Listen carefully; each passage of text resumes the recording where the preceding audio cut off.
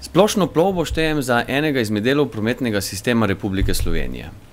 Prometu naša politika do sedaj ni dajala posebnega pomena. Razen tega, da smo gradili avtoceste in omogočali mobilnost ljudi in gospodarstva, v glavnem po cestah, se s prometom dosedanje oblasti niso pretirano ukvarjale. Naj samo povem, da je povprečna hitrost v železniškem tovornem prometu v Republiki Sloveniji okrog 30 km/h, v potniškem pa 70.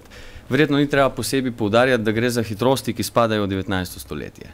Ker v Socialnih demokratih menimo, da je glavna primerjalna prednost Republike Slovenije ravno njena geostrateška pozicija, smo dali prometu poseben pomen.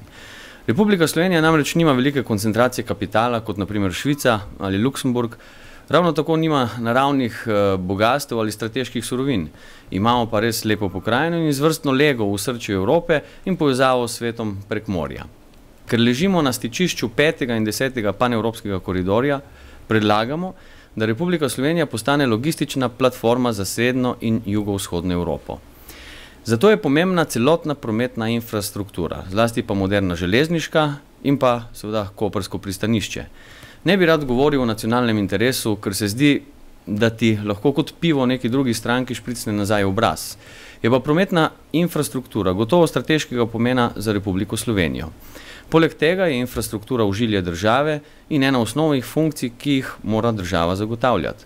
To pa ne velja za operaterje, vsaj ne za vse operaterje. O prodaji Splošne plovbe d.o.o. sem zagovarjal domače lastništvo. Razlog je bil preprost. Če bi bil jaz ladjar in kupec Splošne plovbe d.o.o., bi na matično družbo prinesel sklepanje zakupnih in ladjarskih pogodb, nakup ladij, pooblastitve agentov, inšpekcijski nadzor ladij in še bi lahko našteval. V matični državi bi obdržal nepremičnino, pa še to samo do trenutka, ko ne bi dosegla dobre cene. Nato bi jo prodal in gospodarsko družbo kmalu preselil v davčno, kar se da udobno okolje. Tako ne bi naredil samo jaz, take so pač ekonomske zakonitosti.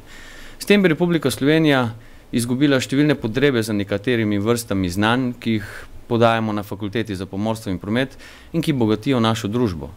Splošna plovba d.o.o. ima zadnje čase dobre rezultate. Sicer pa ni zgodba o uspehu. Ladjar Peter Dele je bil nedavno precej manjši, kot je bila Splošna plovba, a jo je krepko prehitev.